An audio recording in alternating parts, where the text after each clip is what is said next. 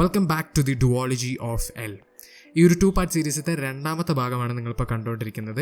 ഇതിൻ്റെ ആദ്യത്തെ ഭാഗം നിങ്ങൾ കണ്ടിട്ടില്ലെങ്കിൽ ഉറപ്പായിട്ടും എൻ്റെ ചാനൽ പോയിട്ട് വിസിറ്റ് ചെയ്തിട്ട് ആദ്യത്തെ ഭാഗം കണ്ടിട്ട് ഈ ഒരു വീഡിയോ കാണുക എന്നാണ് എൻ്റെ ഒരു പേഴ്സണൽ ഒപ്പീനിയൻ. കാരണം ആദ്യത്തെ ഭാഗത്തിലാണ് ഞാൻ ലൂസിഫർ എന്നുള്ള സിനിമയെ പറ്റിയിട്ടുള്ള എൻ്റെ ഒരു പെർസ്പെക്റ്റീവിനെ പറ്റി സംസാരിച്ചത്. ഇന്ന് ഈ ഭാഗത്തിൽ അഥവാ പാർട്ട് 2 നമ്മൾ സംസാരിക്കാൻ പോകുന്നത് ലൂസിഫറിൻ്റെ സീക്വലായിട്ടുള്ള one of the most anticipated movies in Malayalam film ഹിസ്റ്ററിനെ പറ്റിയിട്ടായിരിക്കും. Empuraan, the overlord who sees everything, who decides everything, who rules everything. No, എമ്പുരാനെ പറ്റിയിട്ട് എൻ്റെ ഒരു ബേസിക് ഒപ്പീനിയൻ എന്താണെന്ന് ചോദിച്ചാൽ ആക്ച്വലി എനിക്ക് 2 ഒപ്പീനിയൻസ് ഉണ്ടാവും. കാരണം ഞാൻ എമ്പുരാൻ 2 വട്ടമാണ് കണ്ടിരിക്കുന്നത്. ഞാൻ ഫസ്റ്റ് ടൈം വ്യൂവിങ്ങിൽ എന്നെ വളരെയധികം ഡിസപ്പോയിൻറ്റ് ചെയ്ത, വളരെയധികം ഫ്രസ്ട്രേറ്റ് ചെയ്യിപ്പിച്ച, വളരെയധികം നിരാശപ്പെടുത്തിയ ഒരു എക്സ്പീരിയൻസ് ആയിരുന്നു എമ്പുരാൻ്റെത്. And that was my honest genuine response after my first time viewing. പക്ഷേ സെക്കൻഡ് ടൈം വ്യൂവിങ് അഥവാ റീവാച്ചിന് ശേഷം സത്യസന്ധത പറയുകയാണെങ്കിൽ എനിക്ക് ഈ സിനിമ കുറച്ചും കൂടി ഇഷ്ടപ്പെട്ടു. I feel like the rewatch did make the movie a bit better because I knew exactly what to expect from this movie. But അത് പറയുമ്പോൾ പോലും എനിക്ക് പേഴ്സണലി എമ്പുരാനിൽ കുറേ കാര്യങ്ങൾ വർക്കായിട്ടില്ല. അതിനെപ്പറ്റി സംസാരിക്കുന്നതിന് മുന്നേ എന്തായാലും നമുക്ക് എമ്പുരാനിൽ വർക്കായ കാര്യങ്ങൾ പറഞ്ഞ് തുടങ്ങാം. Number 1, the technical side. ടെക്നിക്കൽ സൈഡിനെ പറ്റി എനിക്ക് ഈ പടത്തിൽ ഒരു കുറ്റവും പറയില്ല. ബിക്കോസ് ഐ തിങ്ക് ടെക്നിക്കലി അല്ലെങ്കിൽ മേക്കിംഗ് വൈസ് ഈ പടം പെർഫെക്ഷനാണ്. അഥവാ മലയാള സിനിമ എന്നുള്ളതല്ല, ഒരു ഇന്ത്യൻ സിനിമ എന്നുള്ള സ്ഥാനത്ത് നോക്കുമ്പോൾ തന്നെ I think international standard set ചെയ്ത ഒരു മൂവിയാണ് എമ്പുരാൻ മേക്കിങ്ങിൻ്റെ കാര്യത്തിൽ. Number 2, the performances. I mean ഇത് ഞാൻ കൂടുതൽ പറയേണ്ട ആവശ്യമുണ്ടെന്ന് തോന്നുന്നില്ല. എല്ലാ ആക്ടേഴ്സും അവർക്ക് കിട്ടിയ റോള് നന്നായിട്ട് തന്നെ ചെയ്തിട്ടുണ്ട്. Number 3, Deepak Dev's music most of the times. എൻ്റെ ഒരു പേഴ്സണൽ ഒപ്പീനിയനിൽ ഞാൻ ഫസ്റ്റ് ടൈം വ്യൂയിങ് കണ്ടപ്പോൾ എനിക്കും കുറേ സീനുകളിൽ ദീപക് ദേവിൻ്റെ മ്യൂസിക് ഒട്ടും വർക്കായില്ല. ബട്ട് ഓൺ മൈ റീവാച്ച് എൻ്റെ ഒരു personal opinion I like Deepak Dev's work a bit more. I would say still ചില ഭാഗങ്ങളിൽ അദ്ദേഹത്തിൻ്റെ music it's not up to par. I would say ആ ക്രിയേറ്റ് ചെയ്യേണ്ട ഇമ്പാക്റ്റ് ഇപ്പോഴും കുറേ സീനുകളിൽ അദ്ദേഹത്തിൻ്റെ മ്യൂസിക് ക്രിയേറ്റ് ചെയ്തിട്ടില്ല.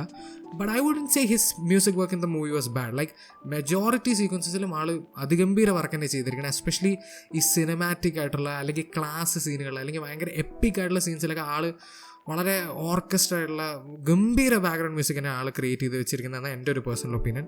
Number 4, the moments. അഥവാ ഈ പടം മൊത്തത്തിൽ എടുത്തു നോക്കുമ്പോൾ ഈ പടത്തിൽ കുറേ അതിഗംഭീര മൊമെൻറ്റുകളുണ്ട്. അഥവാ for example the first 30 minutes എൻ്റെ ഒരു പേഴ്സണൽ ഒപ്പീനിയനിൽ റീസെൻ്റ് ആയിട്ട് കണ്ട മലയാള സിനിമയല്ല ഇന്ത്യൻ സിനിമകളിൽ തന്നെ one of the best opening sequence എന്ന് എനിക്ക് സുഖസുന്ദരമായി പറയാൻ പറ്റുന്ന ഒരു ഓപ്പണിംഗ് സീക്വൻസ് ആണ് ഈ സിനിമയുടെ ഓപ്പൺ സീക്വൻസ്. ആ ആദ്യത്തെ അരമണിക്കൂർ എൻ്റെ പേഴ്സണൽ ഒപ്പീനിയനിൽ ഈസ് പ്യുവർ മാസ്റ്റർ പീസ്. അതിനുശേഷം സ്റ്റീഫൻ നെടുമ്പള്ളിയും PKR തമ്മിലുള്ള ഒരു മീറ്റപ്പ് സീക്വൻസ് ഉണ്ട്, ഒരു പാസ്റ്റ് സീക്വൻസ്. അതും കിഡിലൻ സീക്വൻസ്, നല്ല ഫീലായിരുന്നു. അതിൽ ദീപക് ദേവിൻ്റെ ബീജം കലക്കി, ഈവൻ ദോ അത് ലൂസിഫറിൻ്റെ ബീജം, ഇറ്റ് സ്റ്റിൽ വർക്ക്ഡ്. അതുപോലെ ആ ഒരു ഇൻ്റർവൽ പഞ്ച് എനിക്ക് വളരെ സിനിമാറ്റിക് ആയിട്ടുള്ള, വളരെ ക്ലാസ് ആയിട്ടുള്ള, വളരെ ഒരു എപ്പിക് ഇൻ്റർവൽ പഞ്ചായിട്ട് എനിക്ക് ഫീൽ ചെയ്തു. എനിക്ക് ജെനുവലി രോമാഞ്ചം അടിച്ചു ആ ഒരു ഇൻ്റർവൽ പഞ്ച് ഫസ്റ്റ് ടൈം കണ്ടപ്പോഴും സെക്കൻഡ് ടൈം കണ്ടപ്പോഴും. പിന്നെ സെക്കൻഡ് ഹാഫിലേക്ക് വരുമ്പോൾ ഞാൻ പറയേണ്ട ആവശ്യമില്ല, ഓബിയസ്ലി ദ ജംഗിൾ പൊളി. അതൊരു ഒന്നൊന്നര സീക്വൻസ് തന്നെയായിരുന്നു. എനിക്ക് തോന്നുന്നു ലൂസിഫർ എന്നുള്ള സിനിമയ്ക്ക് ശേഷം ആൾക്കാരെല്ലാവരും കാത്തിരിക്കുന്നു മോഹൻലാൽ അങ്ങനത്തെ ഒരു മാസ് സീനിൽ കാണാൻ വേണ്ടി. സോ ഫൈനലി ആ ഒരു ആഗ്രഹം നമ്മൾ സ്ക്രീനിൽ കണ്ടപ്പോൾ, അതും 5-6 വർഷത്തിന് ശേഷം നമ്മൾ സ്ക്രീനിൽ കണ്ടപ്പോൾ ഐ തിങ്ക് ഒരു മലയാളി എന്നുള്ള രീതിയിൽ ആ സീൻ കണ്ടിട്ട് സന്തോഷം കൊണ്ട് കണ്ണീര് വരാത്ത ഒരാളുണ്ടാവില്ല എന്ന് എൻ്റെ ഒരു പേഴ്സണൽ ഒപ്പീനിയൻ. കാരണം അത്രയ്ക്കും ഗംഭീര സീക്വൻസ് ആയിരുന്നു അത്. അതിനുശേഷം പൃഥ്വിയുടെ ഇൻട്രോ സീക്വൻസ് ഒക്കെ നൈസായിരുന്നു. അതുപോലെ മഞ്ജു വരേൻ്റെ ആ ഒരു ഹോൾ പോർഷൻ എൻ്റെ ഒരു പേഴ്സണൽ ഒപ്പീനിയനിൽ ആദ്യത്തെ 30 minutes പിന്നെ ആ ജംഗിൾ പൊളി ഫൈറ്റ് സീനും കഴിഞ്ഞാൽ എൻ്റെ personal opinion the best portion ആ ഒരു മഞ്ജു വരൻ്റെ പോർഷൻ ആയിരിക്കും. അതിൽ മഞ്ജു വരൻ്റെ ക്യാരക്ടർ എഴുതിയിരിക്കുന്ന രീതിയും അതുപോലെ മഞ്ജു വരൻ്റെ പെർഫോമൻസും മൊത്തത്തിൽ ഒരു കിടിലൻ സീക്വൻസ് തന്നെയായിരുന്നു അത്. അതുപോലെ ടൊവിനോവും നമ്മുടെ ഖുറേഷ് അബ്രഹാം തമ്മിലുള്ള ഫസ്റ്റ് മീറ്റപ്പ് സീനും നൈസായിരുന്നു. അവരുടെ കുറച്ച് ഡയലോഗ് അടിയൊക്കെ നൈസായിരുന്നു. ബട്ട് ഈ മൊമെൻറ്റ്സ് എടുത്ത് മാറ്റി വെച്ച് കഴിഞ്ഞാൽ റെസ്റ്റ് ഓഫ് ദ മൂവി എനിക്ക് അത്രയ്ക്കും ഇമ്പാക്റ്റ് ക്രിയേറ്റ് ചെയ്ത പോലെ ഫീൽ ചെയ്തില്ല. എസ്പെഷ്യലി ഫസ്റ്റ് ടൈം വ്യൂവിങ്ങിൽ സത്യം പറഞ്ഞാൽ ഈ മൊമെൻറ്റ്സ് മാറ്റിയെടുത്ത് കഴിഞ്ഞാൽ എനിക്ക് ബാക്കിയുള്ള മൊത്തം സിനിമയും ഒട്ടും അങ്ങോട്ട് വർക്കായില്ല എന്ന് എനിക്ക് ഫീൽ ചെയ്തു. ബട്ട് ഓൺ മൈ റീവാച്ച് എൻ്റെ ഒരു പേഴ്സണൽ ഒപ്പീനിയനിൽ എനിക്ക് ഫസ്റ്റ് ഹാഫ് കുറച്ചും കൂടി ഇൻട്രീഗിങ് ആയിട്ടും കുറച്ചും കൂടി ഇൻട്രസ്റ്റിംഗ് ആയിട്ട് എനിക്ക് ഫീൽ ചെയ്തു. But still I have my issues with the second half. അപ്പം നമുക്കിനി എന്തായാലും എനിക്ക് ഈ സിനിമയിൽ വർക്കാവാത്ത കാര്യങ്ങളെ പറ്റി പറയാം. നമ്പർ 1 ആൻഡ് എൻ്റെ ഒരു പേഴ്സണൽ ഒപ്പീനിയനിൽ the main reason, the screenplay. Screenplay was weak man. And അത് പറയുന്നതിൽ എനിക്ക് നല്ല സങ്കടമുണ്ട്. കാരണം ലൂസിഫർത്തെ സ്ക്രീൻ പ്ലേ എന്ന് പറയുന്നത് എൻ്റെ പേഴ്സണൽ ഒപ്പീനിയൻ മലയാളം സിനിമ കണ്ടതിൽ വെച്ച് one of the best screenplays എവറെന്ന് ഞാൻ ഫസ്റ്റ് പാർട്ടിൽ തന്നെ പറഞ്ഞതാണ്. ആൻഡ് എമ്പുരാനത്തെ സ്ക്രീൻ പ്ലേയിലേക്ക് വരുമ്പോൾ ഇറ്റ് വാസ് വെരി വീക്ക്. അഥവാ കുറേ സീൻസിൽ ക്രിയേറ്റ് ചെയ്യേണ്ട ഇമ്പാക്റ്റ് അല്ലെങ്കിൽ ക്രിയേറ്റ് ചെയ്യേണ്ട എഫക്റ്റ് ക്രിയേറ്റ് ചെയ്യാണ്ട് പോയി. ആൻഡ് അതിൻ്റെ മുകളിൽ ക്യാരക്ടർ റൈറ്റിംഗിലേക്ക് വരുമ്പോൾ there were few characters which I liked. For example Priyadarshini Ramdas എന്ന് പറയുന്ന ക്യാരക്ടർ വാസ് റിയലി നൈസ്. എൻ്റെ ഒരു personal opinion I would say she was the stand out. കാരണം അവർക്ക് ഉണ്ടാകുന്ന ആ ഒരു ക്യാരക്ടർ റിഡംഷൻ ആർക്ക് പോലത്തെ പരിപാടി was very nice in the second half. And ആ സീൻ എടുത്തു വെച്ചിരിക്കുന്ന രീതി, എഴുതി വെച്ചിരിക്കുന്ന രീതി, ഇറ്റ് വർക്ക്ഡ് ഇൻക്രെഡിബിളി. അതുപോലെ ടൊവിനോ തോമസിൻ്റെ ക്യാരക്ടർ എൻ്റെ ഒരു പേഴ്സണൽ ഒപ്പീനിയനിൽ ഞാൻ പറഞ്ഞു ലൂസിഫറിൽ മെയിൻ ബാക്ക് ബോൺ ആയിട്ട് ആ സിനിമയിൽ വരുന്ന ഗോവർദ്ധൻ എന്ന് പറയുന്ന ക്യാരക്ടർ, NPTവിത്തെ ക്യാരക്ടർ. കാരണം അവരെടുക്കുന്ന ഡിസിഷൻസ് കാരണം മെജോറിറ്റി ഇവൻറ്റ്സ് നടക്കുന്നത്. ഈ സിനിമയത്തെ ബാക്ക് ബോൺ ക്യാരക്ടർ ഏതാണെന്ന് ചോദിച്ചാൽ എൻ്റെ പേഴ്സണൽ ഒപ്പീനിയനിൽ it has to be Tovino Thomas Jathin Ramdas. കാരണം ജതിൻ രാംദാസ് എടുക്കുന്ന ഡിസിഷൻസ് കാരണം ഈ സിനിമയത്തെ മെജോറിറ്റി ഇവൻറ്റ്സ് നടക്കുന്നത്. ആൻഡ് ഈ സിനിമയുടെ തുടക്കത്തിൽ തന്നെ എഴുതി കാണിക്കുന്ന ഒരു കോട്ടുണ്ട്, power corrupts, absolute power corrupts absolutely. ആ ഒരു കോട്ട് എൻ്റെ ഒരു പേഴ്സണൽ ഒപ്പീനിയനിൽ മൊത്തത്തിൽ റെപ്രസെൻറ്റ് ചെയ്യുന്ന ടൊവിനോ തോമസിൻ്റെ ക്യാരക്ടറിനെയാണെന്ന് ഞാൻ പറയാൻ തയ്യാറാണ്. Because that's what happens to his character in the movie. He is corrupted by power. അതുപോലെ ബൈജു ചേട്ടൻ്റെ മുരുകൻ ക്യാരക്ടർ, സുരാജ് ചേട്ടൻ്റെ ക്യാരക്ടർ, അതുപോലെ വേറെ കുറച്ച് ക്യാരക്ടേഴ്സൊക്കെ കുഴപ്പമില്ലാന്ന് തോന്നി. അഭിമന്യു സിംഗിൻ്റെ ബൽരാജ്, ബൽദേവ്, ബജരംഗയും ഒരു 10,000 പേര് ഇപ്പോൾ ഉണ്ടല്ലോ ആ ക്യാരക്ടറിന്. ആ ഒരു ക്യാരക്ടറും ഫസ്റ്റ് 30 minutes നല്ല ഇമ്പാക്റ്റ് ക്രിയേറ്റ് ചെയ്തു. Rest of the movie he was just kind of boring to be honest. അതുപോലെ മുന്ന എന്ന് പറഞ്ഞുള്ളൊരു character, that was a really nice character എൻ്റെ പേഴ്സണൽ ഒപ്പീനിയനിൽ. പിന്നെ അതുപോലെ ഓബിയസ്ലി ഐ വുഡ് സേ ഈ സിനിമയുടെ മെയിൻ പ്രൊട്ടാഗണിസ്റ്റ് എന്ന് പറയുന്നത് സയ്യിദ് മസൂദിൻ്റെ ക്യാരക്ടർ. ഏറ്റവും കൂടുതൽ ഈ പടത്തിൽ ഡെവലപ്പ് ചെയ്യപ്പെടുന്നതും സയ്യിദ് മസൂദിൻ്റെ ക്യാരക്ടറിനെ പറ്റിയിട്ടാണ്. And that was also nice. Again ഞാൻ പറഞ്ഞു ആ ഫസ്റ്റ് 30 minutes അഥവാ സയ്യിദ് മസൂദിൻ്റെ പാസ്റ്റ് സീക്വൻസാണ് ഈ സിനിമയിൽ തന്നെ ഏറ്റവും ഇമോഷണലി കണക്ട് ചെയ്യിപ്പിച്ച സീൻ എന്ന് പറയാൻ പറ്റും. അപ്പോൾ Syed Masood's character did work in the movie. പക്ഷേ ഇനി വർക്കാവാത്ത ക്യാരക്ടേഴ്സിലേക്ക് വരുമ്പോൾ ഐ ഓൾറെഡി ടോൾഡ് അഭിമന്യു സിംഗിൻ്റെ ക്യാരക്ടർ, കബൂഗ എന്ന് പറയുന്ന character, that character was very disappointing. Lucifer മുതലേ ബിൽഡപ്പ് ചെയ്യാൻ തുടങ്ങിയ ഒരു ക്യാരക്ടറാണ്. And he just kind of came in to the movie and went out of the movie without creating any impact. അതുപോലെ എന്നെ ഏറ്റവും കൂടുതൽ നിരാശപ്പെടുത്തിയ character it has to be Qureshi Abraham. ഞാൻ ഏറ്റവും കൂടുതൽ പ്രതീക്ഷയോടെ ഇരുന്നത് ഈ സിനിമയിൽ ഖുറേഷി അബ്രഹാം എന്ന് പറയുന്ന ക്യാരക്ടറിനെ അവർ ഏത് രീതിയിൽ കാണിക്കുന്നതാണ്. And the way he was written, the way he was shown in the movie just did not create any impact. അഥവാ ഖുറേഷി അബ്രഹാം എന്ന് പറയുന്നത് ഇത്രയും വലിയൊരു പവർഫുൾ ആയിട്ടുള്ളൊരു മനുഷ്യനാണ്. He is unpredictable. ആളെന്താ ചെയ്യണം, ആളെന്താ പ്ലാൻ ചെയ്യണം, അതൊന്നും നമുക്ക് പ്രെഡിക്റ്റ് ചെയ്യാൻ പറ്റില്ല എന്നൊക്കെ പറയുന്നുണ്ട്. ബട്ട് അതൊന്നും ആ ഒരു ലെവലിൽ കാണിക്കുന്നില്ല എന്ന് എനിക്ക് ഫീൽ ചെയ്തു. അഥവാ the way the screen play is written, the way it's shown in the movie, ആ ഒരു പവർ, ഖുറേഷി അബ്രഹാം എന്ന് പറയുന്ന ക്യാരക്ടറിൽ ഉള്ള ആ ഒരു പവർ എനിക്ക് ജെനുവൻലി ഫീൽ ചെയ്തില്ല. എസ്പെഷ്യലി ആ ഒരു പടത്തിൻ്റെ മെയിൻ കോൺസെപ്റ്റ് എന്ന് തന്നെ പറയണത് ഒരു നോർത്ത് ഇന്ത്യൻ പൊളിറ്റീഷ്യനെ ഡിഫീറ്റ് ചെയ്യാൻ വേണ്ടി ഇത്രയും കഷ്ടപ്പെടണോ ഖുറേഷി അബ്രഹാമിനെ പോലത്തെ ഒരു ക്യാരക്ടറിന് എന്നുള്ളൊരു ചോദ്യം എൻ്റെ മനസ്സിലുണ്ടായിരുന്നു. And that made his character even more weaker. Lucifer എന്നുള്ള സിനിമയിൽ എൻ്റെ ഒരു പേഴ്സണൽ ഒപ്പീനിയനിൽ ഓരോ ക്യാരക്ടറും ഏതെങ്കിലും രീതിയിലുള്ളൊരു ഇമ്പാക്റ്റോ അല്ലെങ്കിൽ ഒരു എഫക്റ്റോ ക്രിയേറ്റ് ചെയ്തിട്ടാണ് സ്ക്രീൻ വിട്ടു പോകുന്നത്. അല്ലെങ്കിൽ ഏതെങ്കിലും രീതിയിൽ ആ ഒരു മെയിൻ പ്ലോട്ടിൻ്റെയോടൊപ്പം ഒരു ഇമ്പോർട്ടൻസ് കാണിച്ചിട്ടാണ് സ്ക്രീൻ വിട്ടു പോകുന്നത്. പക്ഷേ അതേസമയം എമ്പുരാൻ എന്ന് പറഞ്ഞിട്ടുള്ള സിനിമയിലേക്ക് വരുമ്പോൾ there are so many characters which just felt completely useless. അല്ലെങ്കിൽ ഒരു രീതിയിലുള്ള ഇമ്പാക്റ്റോ എഫക്റ്റോ ക്രിയേറ്റ് ചെയ്യാതെ പോയ ക്യാരക്ടേഴ്സ് കുറേ എണ്ണമുണ്ട്. ഫോർ എക്സാമ്പിൾ എന്നെ ഏറ്റവും കൂടുതൽ നിരാശപ്പെടുത്തിയ 2 ക്യാരക്ടേഴ്സ് ആയിരിക്കും ജെറോം ഫ്ലിന്നിൻ്റെ ക്യാരക്ടറും അതുപോലെ ആൻഡ്രിയ എന്ന് പറയുന്ന ആക്ട്രസിൻ്റെ ക്യാരക്ടറും. ഐ മീൻ അതുപോലത്തെ ഫോറിൻ ആക്ടേഴ്സും ആക്ട്രസിനും ഇങ്ങനത്തെ ഒരു സിനിമയിൽ കൊണ്ടുവന്ന് അത്രയ്ക്കും താഴ്ന്ന ലെവലിലുള്ള ഒരു ക്യാരക്ടർ കൊടുത്തതിൽ എനിക്ക് നല്ല നിരാശയുണ്ട് പേഴ്സണലി. അതുപോലെ ഈ ഒരു ഹോൾ സ്ക്രീൻ പ്ലേ സ്ട്രക്ചർ തന്നെ എടുത്തു നോക്കിയാൽ ലൂസിഫറിൻ്റെ സ്ക്രീൻ പ്ലേ സ്ട്രക്ചർ തന്നെയാണ് ഈ സിനിമയിൽ ഉപയോഗിച്ചിരിക്കുന്നത്. അഥവാ ഒരു മെയിൻ കോർ സ്റ്റോറി ഉണ്ട്, അതിനെ ഡെവലപ്പ് ചെയ്തെടുക്കാൻ വേണ്ടി കുറേ സബ്പ്ലോട്ട്സ് അവർ ഉപയോഗിക്കുന്നു. ലൂസിഫറിലത്തെ മെയിൻ കോർ സ്റ്റോറി എന്ന് വെച്ചാൽ സ്റ്റീഫൻ നെടുമ്പള്ളിയും ബോബിയും തമ്മിലുള്ള ഫൈറ്റ്. ഈ ഒരു സിനിമയിലേക്ക് വരുമ്പോൾ it's basically Syed Masood's revenge story.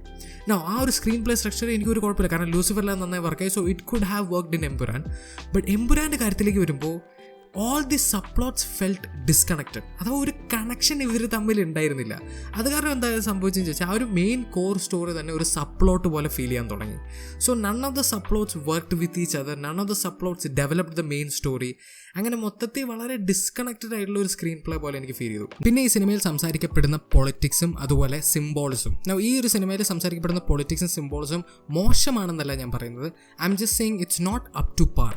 Four example ലൂസിഫറിൽ പൊളിറ്റിക്സ് സംസാരിച്ച് വളരെ ഒരു നാച്ചുറൽ ആയിട്ടുള്ള രീതിയിലായിരുന്നു. അഥവാ ക്യാരക്ടേഴ്സും അവരുടെ ഇൻറ്ററാക്ഷൻസിൻ്റെ കൂടെയും വളരെ നാച്ചുറലായിട്ട് കഥ മുന്നോട്ട് കൊണ്ടുപോകുന്ന രീതിയിൽ ഒരു ഫ്ലോയോടെയായിരുന്നു അവർ പൊളിറ്റിക്സ് സംസാരിച്ചത്.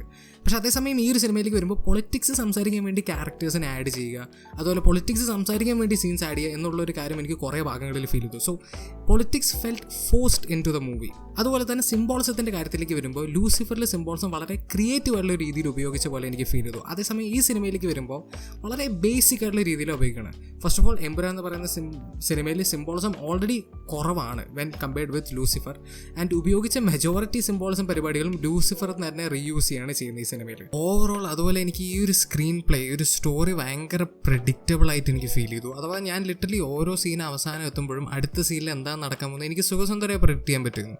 ആൻഡ് അതൊരു ഭയങ്കര വലിയ നിരാശാജനകമായിട്ടുള്ളൊരു കാര്യം തന്നെയായിരുന്നു. കാരണം ലൂസിഫർ എന്നുള്ള സിനിമയിൽ ഏറ്റവും വലിയൊരു മെയിൻ പോസിറ്റീവ് ഫാക്ടർ എന്ന് പറഞ്ഞാൽ ആ ഒരു സിനിമയുടെ അൺപ്രഡിക്റ്റബിൾ ആയിട്ടുള്ള ഒരു എലമെൻ്റ് ആയിരുന്നു.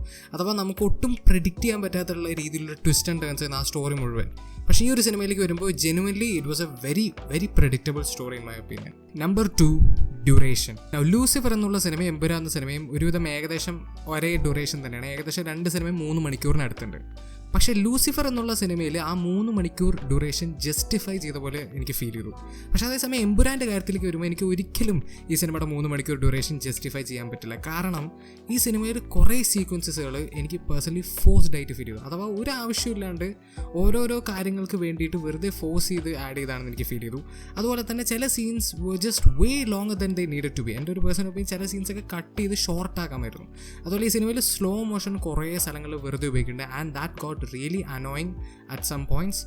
And overall I just feel like ഈ സിനിമയിൽ ഇതൊക്കെ കട്ട് ഷോട്ട് ചെയ്തിട്ട് എടുത്തതാണെങ്കിൽ this movie could have been such a more smoother, അതുപോലെ കുറച്ചും കൂടി ഒരു ക്രിസ്പ് ആയിട്ടുള്ള ഒരു എക്സ്പീരിയൻസ് ആവാമായിരുന്നു എന്ന് എനിക്ക് ഫീൽ ചെയ്തു. Number 3, did not answer any questions. I think Lucifer കണ്ടു തീർത്ത ഏതൊരു ഓഡിയൻസ് മെമ്പറിൻ്റെ ഉള്ളിലും കുറേ ഡൗട്ട്സും കുറേ ക്വസ്റ്റ്യൻസ് ഉണ്ടാവും, ഇൻക്ലൂഡിങ് മൈൻ. ഫോർ എക്സാമ്പിൾ, ആരാണ് ഖുറേഷി അബ്രാമും ഇലുമിനാറ്റിയും തമ്മിലുള്ള റിലേഷൻ എന്താ? ഈ ഒരു ഹോൾ യൂണിവേഴ്സും ഇലുമിനാറ്റി എന്ന് പറയുന്ന ടൈപ്പുള്ള കോൺസെപ്റ്റ്സും തമ്മിൽ എന്താണ് റിലേഷൻ?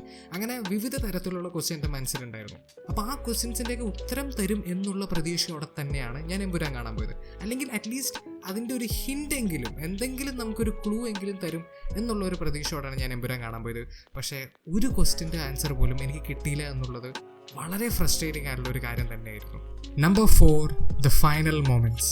ഞാൻ എന്തൊക്കെ പറയുകയാണെങ്കിലും എനിക്ക് പേഴ്സണലി എൻ്റെ ഫസ്റ്റ് ടൈം വ്യൂവിങ്ങിലും സെക്കൻഡ് ടൈം വ്യൂവിങ്ങിലും ഒരു കാര്യത്തിൽ മാത്രം ഒരേ ഒപ്പീനിയൻ ഉണ്ടായിരുന്നു. അതെന്താണെന്ന് ചോദിച്ചാൽ ഈ സിനിമയുടെ final 30 to 40 minutes. Murali Gopi എന്നുള്ള സ്ക്രീൻ റൈറ്ററും പൃഥ്വിരാജ് എന്നുള്ള ഡയറക്ടറും എന്താ ചെയ്യണ്ടായിരുന്നെന്ന് എനിക്ക് ഒരു ഐഡിയ ഇല്ല. കാരണം ജതിൻ രാംദാസും ഖുറേഷി അബ്രാമും തമ്മിലുള്ള ആ ഒരു മീറ്റപ്പ് സീനിന് ശേഷം പടം എൻ്റെ ഒരു പേഴ്സണൽ ഒപ്പീനിയനിൽ it felt like a completely different movie. അഥവാ ഇതുവരെയ്ക്കും നമ്മൾ കണ്ട ലൂസിഫറോ അല്ലെങ്കിൽ ഇതുവരെയ്ക്കും കണ്ട എമ്പുരാനോ ആയിട്ട് ഒരു ബന്ധവും ഇല്ലാത്തൊരു സിനിമ പോലെ എനിക്ക് ആ ഫൈനൽ 30 to 40 മിനിറ്റ്സ് ഫീൽ ചെയ്തു. ആദ്യം തന്നെ ക്ലൈമാക്സ് ഫൈറ്റ് സീക്വൻസ്. ആ ഒരു ഫൈറ്റ് സീക്വൻസിൻ്റെ കോൺസെപ്റ്റ് തന്നെ again it just does not make sense. അങ്ങനത്തെ ഒരു നോർത്ത് ഇന്ത്യൻ പൊളിറ്റീഷ്യനെ കൊല്ലാൻ വേണ്ടി 16 വർഷം വെയിറ്റ് ചെയ്യുക, അതിന് അവരൊരു ജസ്റ്റിഫിക്കേഷൻ ഉണ്ടാക്കാൻ ശ്രമിക്കുന്നുണ്ട്. But it just does not work. ആ ഒരു എഫക്റ്റ് ക്രിയേറ്റ് ആവണില്ല. It's not convincing. That's the issue. It's not convincing.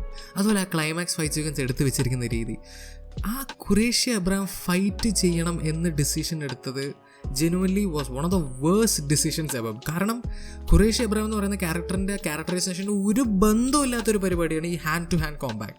He is not a character who fights, he is a character who strategizes, who plans things.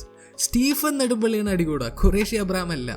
So അങ്ങനെ മൊത്തത്തിൽ ഒരു രീതിയിലുള്ള ഇമ്പാക്റ്റും create ചെയ്യാതെ പോയ വളരെ ഓക്വേർഡായിട്ടുള്ള, വളരെ ഔട്ട് ഓഫ് പ്ലേസ് ആയിട്ടുള്ള, അതുപോലെ it went on for way longer than it needed to, വലിച്ച് നീട്ടിയ ഫൈറ്റ് സീക്വൻസ്. അങ്ങനെ മൊത്തത്തിൽ വളരെ ഡിസപ്പോയിൻറ്റിംഗ് ആയിട്ടുള്ള ഒരു ഫൈറ്റ് സീക്വൻസ് ആയിരുന്നു. എനിക്ക് ആ ഒരു ഫൈറ്റ് സീക്വൻസിൽ ആകെ പറയാനുള്ള ഒരു പോസിറ്റീവ് എന്ന് പറഞ്ഞാൽ it making wise it was nice. അതുപോലെ ദീപക് ദേവിൻ്റെ ബാക്ക്ഗ്രൗണ്ട് ട്രാക്ക്, ഫിർസ് എന്താന്നുള്ള ട്രാക്ക് എനിക്ക് ജെനുവൻലി ഭയങ്കര ഇഷ്ടമായി. I love that track. ആ ഒരു ട്രാക്കാണ് ഇച്ചിരിയെങ്കിലും ഒരു ഇമ്പാക്റ്റ് ക്രിയേറ്റ് ചെയ്ത ആ ഒരു സീനിൽ. അതെന്താ that climax fight sequence was very disappointing. അതിനുശേഷം റിക് യൂനിയനെ പോലത്തെ ഒരു ഹോളിവുഡ് നടനെ ഒരു മലയാളം സിനിമയല്ല, ഒരു ഇന്ത്യൻ സിനിമയിൽ ക്യാമിയോ റോൾ പ്ലേ ചെയ്യുന്നു എന്ന് പറഞ്ഞാൽ തന്നെ അതൊരു വലിയ കാര്യമാണ്. അപ്പോൾ ആ ഒരു ആക്ടറിനെ കൊണ്ടുവരുമ്പോൾ obviously we have to create a role which will create an impact. But ഞാൻ വളരെ ഓണസ്റ്റായി പറയാം, ഒരു രീതിയിലുള്ള ഇമ്പാക്റ്റും ക്രിയേറ്റ് ചെയ്യാണ്ട് പോയ ഒരു ക്യാമിയോ റോളായിരുന്നു അദ്ദേഹത്തിൻ്റേത്. ആൻഡ് അതിന് മെയിൻ കാരണം എനിക്ക് എന്താ ഫീൽ ചെയ്ത് ചോദിച്ചാൽ, ദേ ഹാഡ് എ ഫോർമുല. അഥവാ ലൂസിഫറിൽ മൊത്തം സിനിമയിലും ഓഡിയൻസിനെ KA ഗ്യാങ്, ഖുറേഷി അബ്രഹാം എന്ന് പറയുന്ന ആ ഒരു പരിപാടി റിമൈൻഡ് ചെയ്തുകൊണ്ടിരുന്നു. ആൾക്കാരുടെ മനസ്സിൽ ആ ഒരു സാധനം രജിസ്റ്ററായി. തുടക്കത്തിൽ തന്നെ അവർ പടം തുടങ്ങുന്ന തന്നെ ആ ഒരു ഖുറേഷി അബ്രഹാം എന്ന് പറയുന്ന ആ ഒരു പരിപാടി എന്നാണ്. അപ്പോൾ ആൾക്കാർക്ക് അറിയാം അത് എന്തോ ബന്ധമുണ്ട് എന്ന്.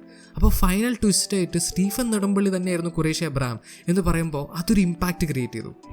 ഈ സിനിമയിലേക്ക് വരുമ്പോൾ അവർ ഷെൻ ഡ്രയാഡ് അല്ലെങ്കിൽ ആ ഗോഡ് ആക്സസ് എന്ന് പറയുന്ന സാധനത്തിനെ മെൻഷൻ ചെയ്യുന്നുണ്ട് for like 2 times in the first like hour of this movie. അതിന് ശേഷം അവർ അതിനെ മെൻഷനേ ചെയ്യുന്നില്ല. And because of that we kind of just forgot about it.